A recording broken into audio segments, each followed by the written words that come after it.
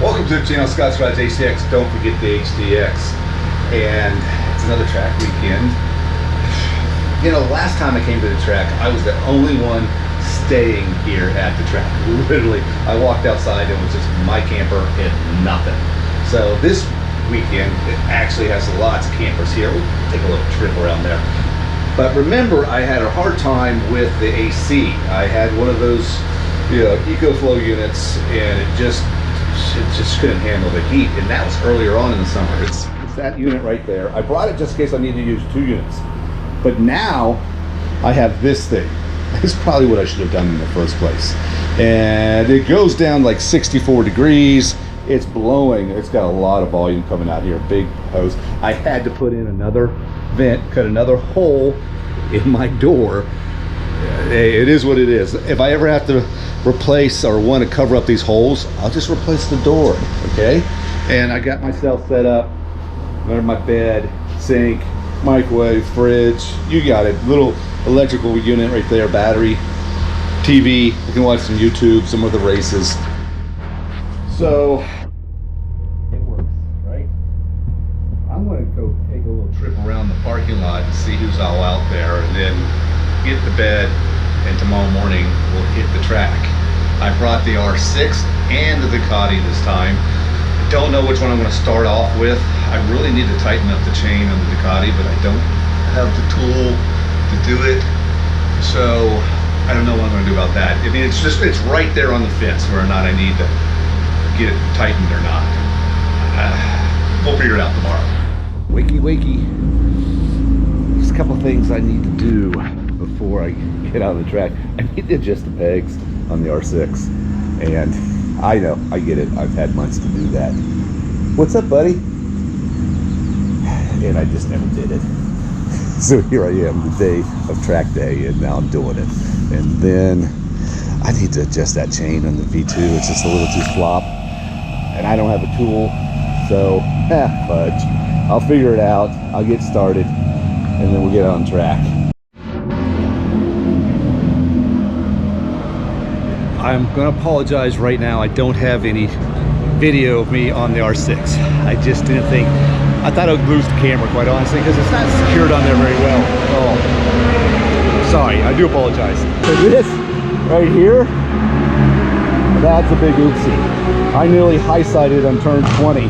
I literally came off the bike, but when I came back down, the bike was still underneath me. What it is that this throttle is, the throttle response is twice as much as the V2. And I came out of turn 20 like I usually do on turn, you know, on the V2. And that was a mistake. Just flat buried mistake. And I slid a good, I'd say, a foot. Luckily, I caught myself. I wouldn't say it was skill, I'd say it was luck. But either way, I'm still here, and I'll be looking for another shield. Oops. Okay, so then we're going to split today and go out on the V2. We'll see how that goes. I will put the camera on the V2.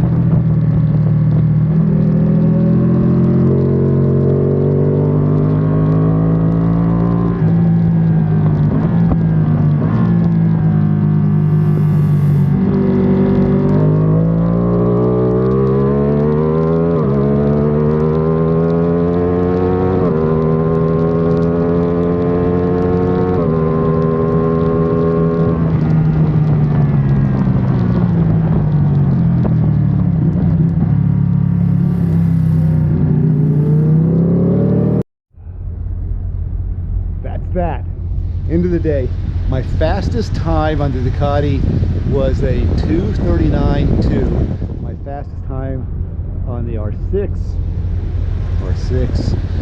was a 2:43.2, something like that, or 6, 2:43.6 or something like that. I've got some learning to do on the R6, but it was fun.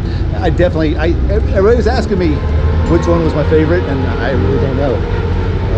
They were both. I did 3 sessions on R6. I did 3 sessions on the Ducati. I don't know. Sorry, I did not get any pictures on the R6 or any video on the R6. I explained that. Now the long drive home. You guys keep on keeping on. Catch you next time.